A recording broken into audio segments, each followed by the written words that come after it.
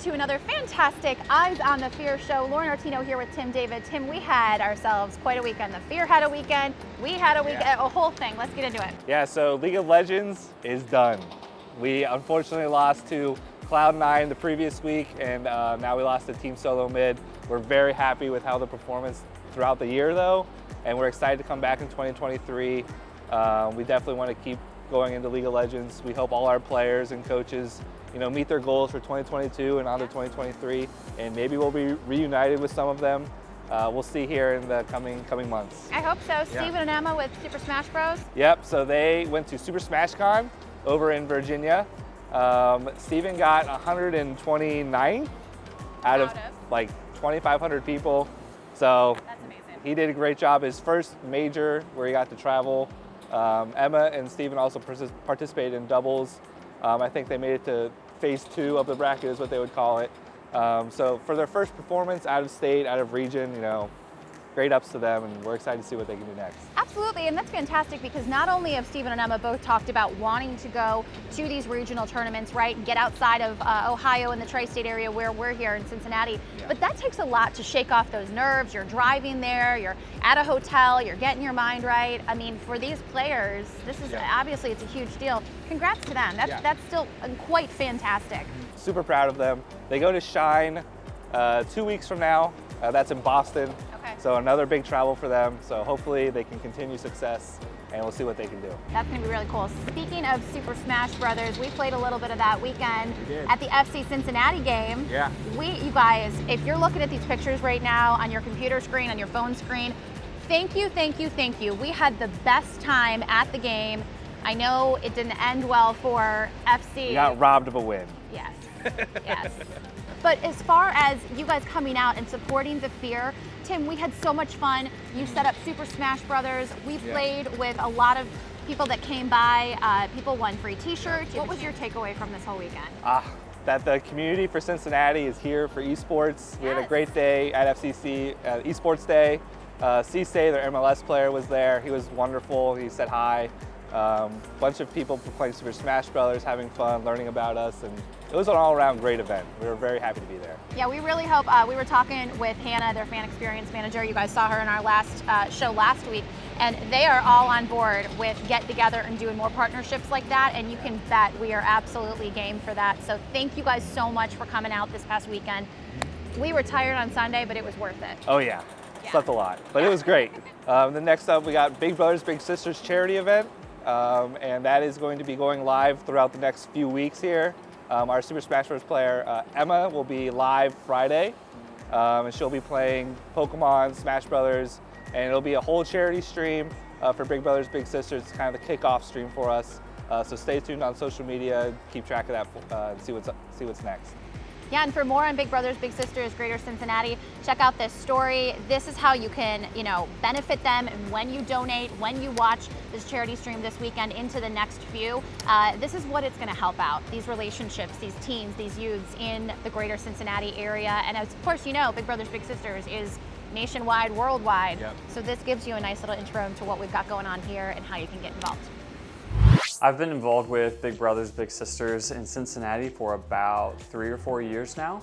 I first got involved as a big brother about 4 years ago, and my little brother and I have been matched. Since then, we've gotten to hang out every week, every 2 weeks, do a variety of activities throughout the year, and have really just formed a positive relationship and mentoring relationship with each other. Since then, I also got involved in our Young Professionals Board, which is a group of about 25 young professionals throughout the city, and we host events, fundraising, and really are just an advocate for the program throughout Cincinnati. So we are very excited to be partnering with the Cincinnati FEAR because I think there's a really good mutual kind of relationship and benefit that can be had there. What we've learned is that there's an entire community of gamers out there that are excited to share the message of groups like Big Brothers Big Sisters on their gaming platforms. And what we think is a really cool opportunity is to partner together to figure out how do we spread that message throughout the city more easily and to a broader audience. And what I've learned so far is that this is a very vibrant, exciting community to be a part of, and we're happy to kind of be, ready to partner with Cincinnati FEAR through that avenue.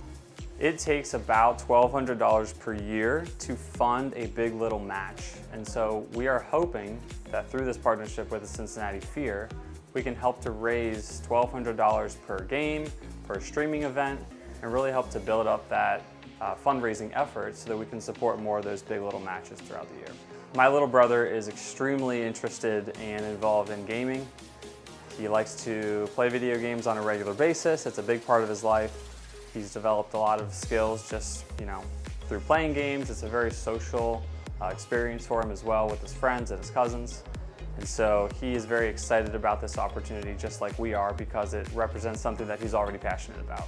I'd say there's a lot of ways to get involved with Big Brothers Big Sisters. It can be through partnering with the Cincinnati FEAR and participating in a live stream gaming event and donating and fundraising in that way.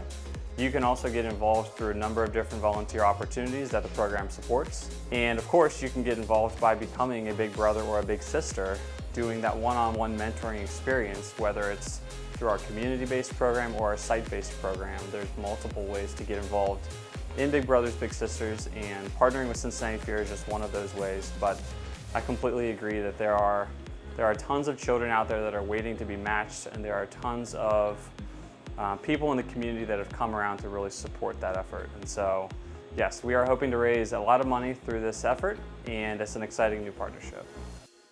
Very exciting match. We've got AoE Ginger Turmeric taking on Zenigma Lunar. Hi, my name is Camden Hopeful, and I'm a rising freshman at Ball State. My main game is League of Legends. I've been playing League of Legends for 4 years and casting League of Legends for 3 years. I was the head captain, basically the main student leader for esports at my high school for 3 years, and then I was part of it for also the 4 years. So I was kind of like the student leader, the student leader in my freshman year, and then I was the actual main leader for sophomore through senior year. I've mainly been going at it through the casting angle. I don't think I would ever be as good or good enough to be on a varsity player angle, but I'm definitely much more on the production side. I'm very excited about that.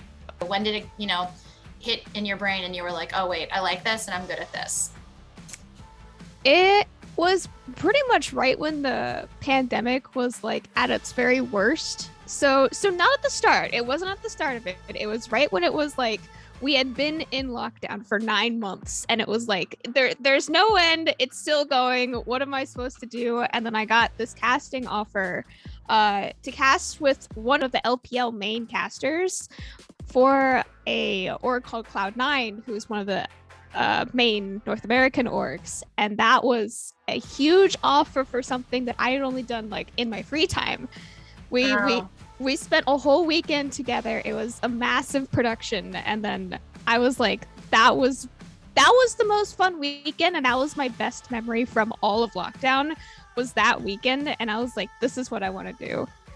That weekend right there literally changed my life. For Zenigma starting it up duo Flash Hook plus knockup onto IG, but still will not be able to secure the Dragon 4. AoE now 2-0 in the favor of Zenigma. Kill instead going for a very deep invade in a 1v2 onto the bot lane here of Zenigma. Yeah, that was the real changing point. And then I started running my own tournaments, and then I started looking out for other amateur tournaments, and that's how I started climbing the ladder. I really like getting excited about the players and being able to tell their stories. I think that's always the classic answer, right? But it's just the pure excitement of getting to watch people play their favorite game at such a high level, especially when you do get up there, right? So it's telling their stories, it's bringing their stories to an audience, and hopefully getting them to the same position that I want to be at, at that very pro level of we can follow them up to that level, and then once they get there, then we can still continue telling their story of this is how they got there. What attracted you, I'm sure many things, to the esports program at Ball State?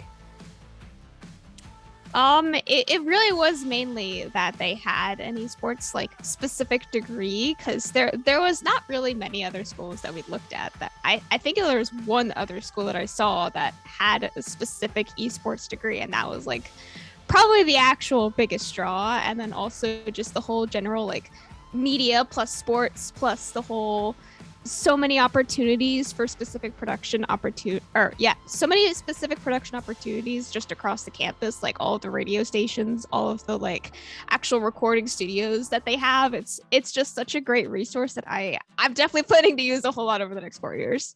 I mean, the main goal would probably be to be like a main caster for League of Legends, but like at the top level. But that is like so it's so hard to get there. It's almost impossible to get there. I recognize that. I also recognize it is a possibility, so I can absolutely continue working towards it. But my backup would probably be like going into a producer or even a casting role in some sort of other traditional sport, because I think there is a lot of parallels between obviously esports and traditional sports.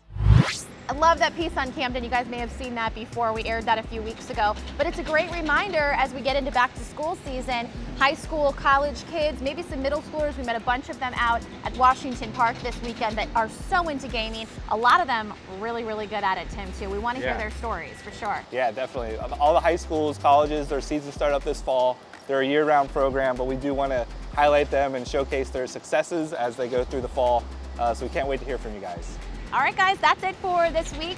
Stay tuned to all of our socials as well. We'll be putting all that stuff out there. If you do want to reach out to us, do some stories with us for all that back to school and all those awesome leagues we've got in the tri-state area. And hey, if you're even watching us from somewhere outside of Cincinnati, let us know. We want to hear from you, want to feature you. We'll see you guys next week. See ya.